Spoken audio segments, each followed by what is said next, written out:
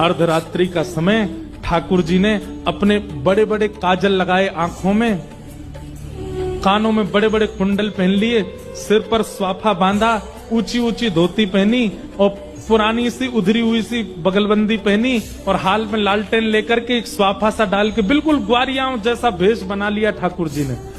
और अर्धरात्रि में गए द्रौपदी के पास। सो रही थी द्रौपदी, उसके सोते हुए के पैर के अंगूठे को खींचा भगवान ने, उठ के खड़ी हो गई। कौन है? ए मैं हूं, चिल्ला मत इधर आ। द्रौपदी से प्रेम देखो ठाकुर जी का। भैया आप इतनी रात को क्यों आए? बोले क्योंकि तू सोती रहेगी तो तेरा भाग्य भी सोता रहेगा, जल्दी चल मेरे साथ। और सोती हुई द्रौपदी को ही उठा लिया, उसने वस्त्र आदि अपने ठीक किए, ठाकुर जी लेकर के उसको, दोनों बहन भैया रात में दौड़ रहे हैं भीष्म पितामह के शिविर की ओर, तेजी से ठाकुर जी चला रहे हैं। द्रौपदी दौड़ नहीं पा रही थी, उसने पैरों में एक जूती सी पहनी हुई थी। ठाकुर जी बोले क्या धीमे धीमे क्यों चल रही है? बोले अरे कन्हैया चलो ना जा रो, देख मेरे पामन में मैंने जूती पहनी। ठाकुर जी बोले रुक, पाम उठा, और उसकी दोनों जूतियां ठाकुर जी ने अपने हाथ से उतारी और अपने ऐसे बाम में दबा लिए। बोले अब ठीक है। भानुमति आवे उससे पहले द्रौपदी पहुंच गई और घूंघट करके भीष्म पितामह के सामने जाकर के बैठ गई। भीष्म पितामह संध्या वंदन कर रहे थे और संध्या पूर्ण करके एक संत कह रहे थे कि भानुमति भी आ गई थी।